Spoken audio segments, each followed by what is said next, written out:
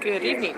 I decided to go live this time, and you can see I'm sitting in the airport. I'm at Seattle at SeaTac Airport, getting ready to fly out of here. And I just wanted to come on for just a couple of minutes and talk about the pros and cons of weight loss surgery with traveling. And this is not going to be edited and put on later. It's for now, so sorry about all the background noise. I hope you can actually hear me. We'll have to see later on. It's been a very emotionally roller coaster type of day, and so the way I deal with it is to try to look at things in a funny way. And so here we go. I'm going to start with the cons. Cons. Um, One of the things that I have found with weight loss, the more weight I lose, the more I have trouble getting through security without having to have the full pat down. I have had them tell me try tighter clothes. Tried that, didn't seem to work. Had them tell me hold my breath. Do that, doesn't seem to work. So I know that pretty much I'm going to be one of those that everybody's staring at while they're doing a full pat down because maybe I'm a terrorist, when in actuality I've just lost lots of weight and have some pretty loose skin, and I think that's what does it, but who knows. I have learned a few things. One of them is if I have my work computer, I tell them immediately, as soon as I see the little yellow squares on the monitor. I have a work computer that's just going through security, and they always say, okay, we'll go up and stand right there where you can keep an eye on it. So that's the main thing that I've learned, and I've learned to just, go with it. And sometimes I tell them, I've lost a lot of weight. It's okay. And that seems to be part of the issue. So, another thing, traveling. Anytime I go to some of these events that I go to, I end up doing a lot of walking and carrying backpacks with computers and things like that in it. And so this could be either a pro or a con. They're heavy, and it's made me realize that the extra weight that I was carrying was what was causing a lot of my pain, because I started hurting after carrying them for a little bit. So that's kind of good to know that I can set that bag down and I'm not having to worry about having that stay on me the whole time.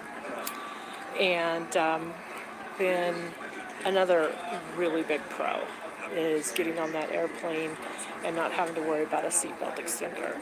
That one about made me cry the other day, and I have to admit I took a picture of the seatbelt and sent it to my husband, because I even last year, when I would get on planes, especially the smaller planes, I'd be talking to the stewardess saying I probably am going to need an extender, and that's humiliating, and I don't like it.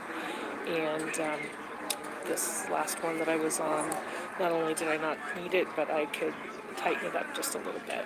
So those are all some things that are pretty cool.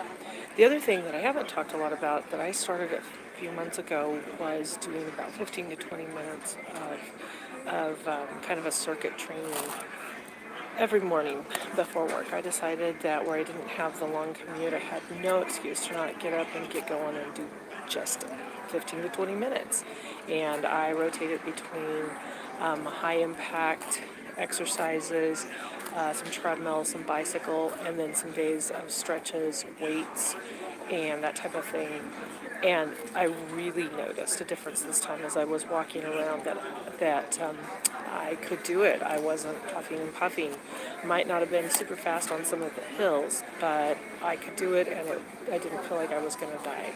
So it's good to have a check-in. And finally, last but not least, figuring out how to eat within my diet, or not diet so much as just my way of eating and way of life.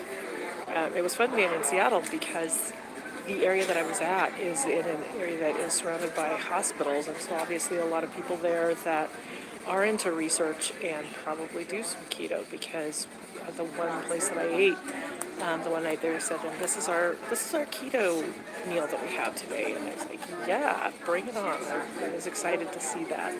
So it's good to kind of have a plan and have backups. I had some snacks that I found. I was across the street from a Whole Foods and ended up going over there. I found some really expensive jerky that was paleo, and then another one that wasn't called paleo, but it actually had less carbs than the one that was paleo, so to speak. and it was made with the grass-fed beef, and it was good. So, like I said, not cheap, but it was nice having that on board. And I have to admit, I also picked up some of the sugar-free Lily's baking chocolate, so that if I was in a setting where there was going to be a lot of sweets, I could say, yeah, okay, I've got that stuff, I can go eat it. So just a few things for traveling, and we'll see you all later. Have a good one.